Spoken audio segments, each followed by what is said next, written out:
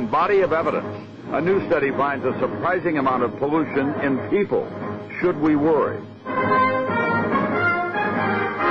From NBC News World Headquarters in New York, this is NBC Nightly News with Tom Brokaw. Good evening. Scientists have been studying chemical contamination in our air, land, and water for a long time, but now some are beginning to ask questions about the contamination in our bodies from products that we use every day. NBC's Robert Hager tonight on a new study, a small start, that is raising big questions. When scientists sampled Andrea Martin's blood and urine to see what toxins she'd picked up from the world around her, she got a surprise. I had 95 chemical contaminants in my little body, and it was very mind-blowing. Martin and 8 others were tested by Mount Sinai School of Medicine in New York and an advocacy organization called the Environmental Working Group.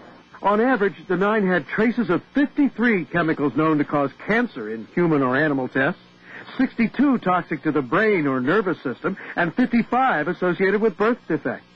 They didn't find any single substance in amounts the government labels unhealthy, but said the sheer number and uncertainty about trace amounts was unnerving. Irrefutable proof that humans carry in their bodies scores of industrial contaminants, most of which didn't exist 75 years ago. Scientists have found phthalates that cause birth defects in animals in items like makeup, hairspray, and food wraps. Other chemicals target the nervous system.